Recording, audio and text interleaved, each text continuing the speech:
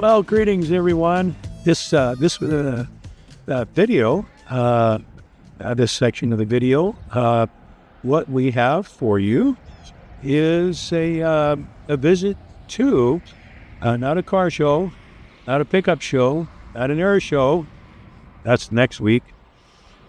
But a tractor show, a tractor show that occurred in where was that? Lincoln, Nebraska, on the University of Nebraska campus there. They have a tractor test facility, and they decided to have a tractor show. So all kinds of people brought all kinds of old and new tractors, and it was really a lot of fun. The variety is just amazing, especially when you go back to some of the real old tractors. The technology has come a long, long ways. The upshot is they can harvest a lot more in a shorter amount of time. And so in some ways, the United States, because of our technology and because of our vast land out here, boy, you drive through Nebraska, there's farming everywhere. Then we export our food products all over the world. Like last week with Mr. Go, some of his corn ends up being exported to who knows where. So, hope you enjoy the tractor show. Some scenes from the tractor show. Included there is a short interview with one of the people in the museum. There's a museum and also the tractor test facility there. Mr. Randy Whaley, and he will tell us a little bit about the test facility there and what the origin of it, the purpose of it, the tractor test facility. So we thank him very much for spending a few moments with us. So enjoy. Here we are at University of Nebraska Tractor Test Center. And they're having a tractor show here. All kinds of old tractors. And here's a old International Farmall Cub. So, all kinds of tractors there. More to come. It's kind of a stormy day, so don't know how many people we're going to get here. There is sunshine in all her glory, sort of sitting here lonely. And a little bit of information about sunshine. And so we'll hope the weather gets better and some people come over.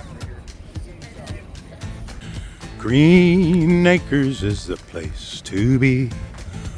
Farm living is a life for me.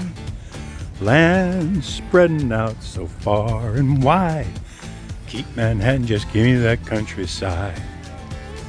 New York is where I'd rather stay. I gather allergic smelling hay.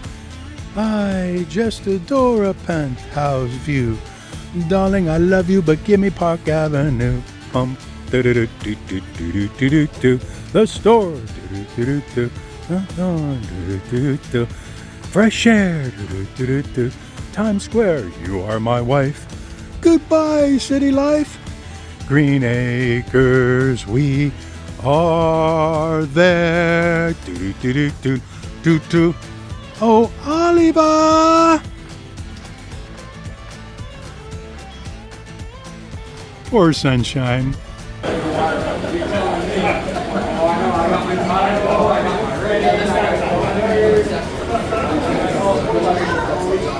Look at that Farmall 460. Beautiful. Beautiful tractor. That's McCormick. Manufactured by International Harvester Corporation, Chicago, Illinois. Same people who made Sunshine. That's a good looking John Deere there.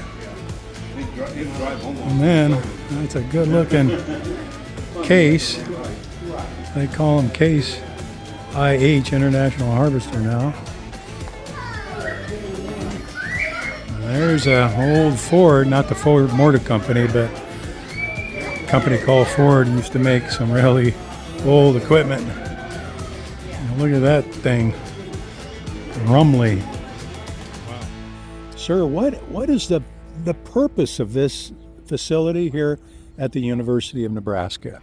Well, the purpose is to evaluate or test tractors before they are sold to make sure that they meet up with the specifications that the manufacturer indicates for them. Mm-hmm.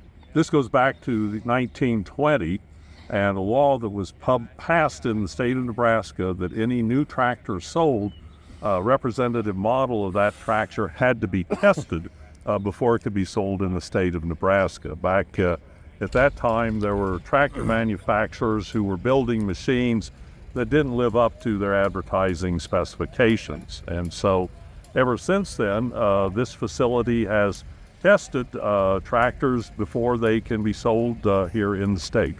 I see.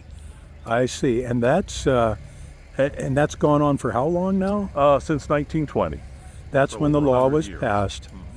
And that was a certain farmer who got that law going. It was a farmer who was also a member of the state legislature. Uh-huh. And he bought a tractor that was called the Ford tractor, which was not built by Henry Ford or the Ford Motor Company, mm-hmm. Mm-hmm. and was very disappointed in its performance. It did not perform as advertised. And so based on that, he said, okay, farmers need to have a way to know that if they're spending money to buy a new tractor, that it's going to perform like it's supposed to.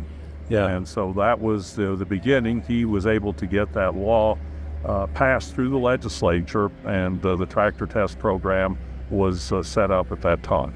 So even with tractor manufacturers, there's been a tendency to oversell their product.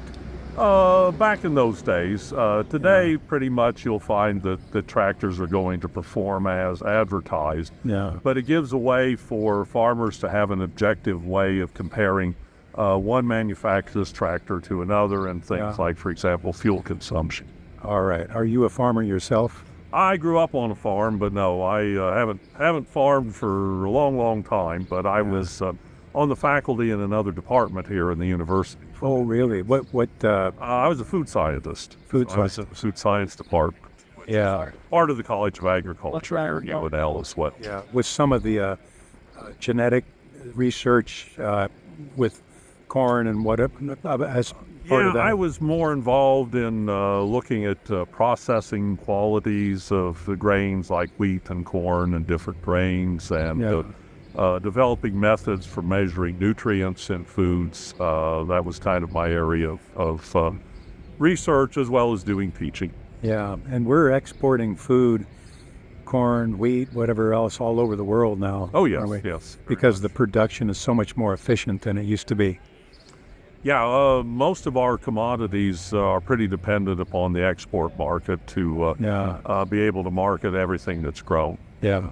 All right. Thank you very much. Oh, you're very welcome. Thank you. That's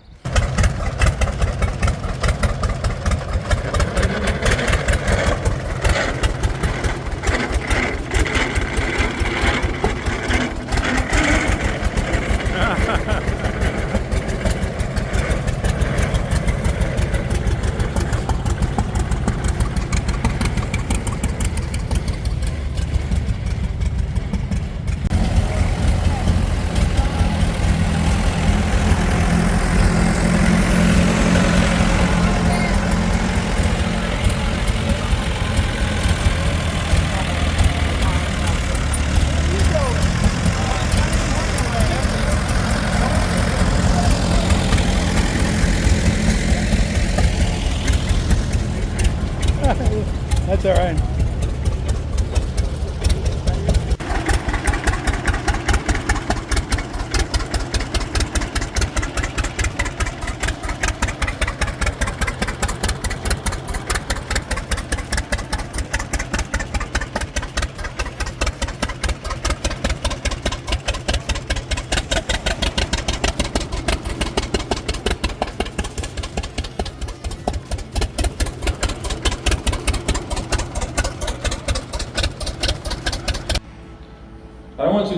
close with an illustration. That is, we're talking about missions here. And there is a very touching story about a missionary movement that started in Germany in the 18th century. That movement was called, that group of people was called the Moravians.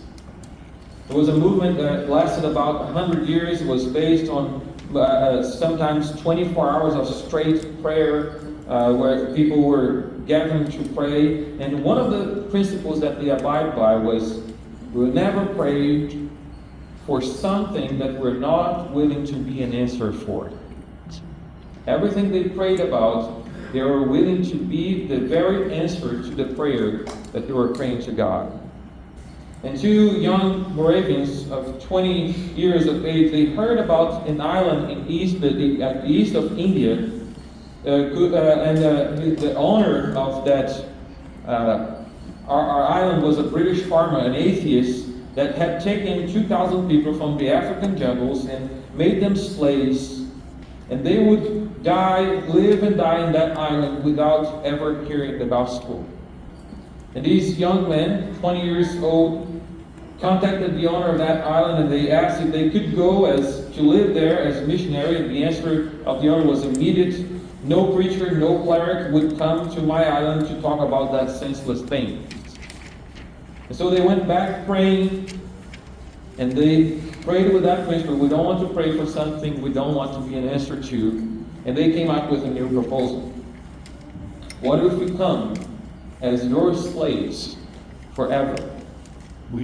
And he accepted, but he would not even pay for their transportation by ship there.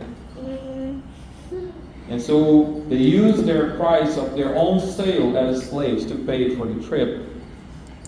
And in the day that they were saying farewell to the prayer group and their families with intense crying, because they knew that they would never again see those loved ones, when the ship took a little distance, they hugged one another and shouted the last words that were heard from their mamas. And the Lamb who was slain received the full reward of his suffering. Moving up. Jesus Christ is worthy. Rejoice that you have been made worthy to suffer for his cause.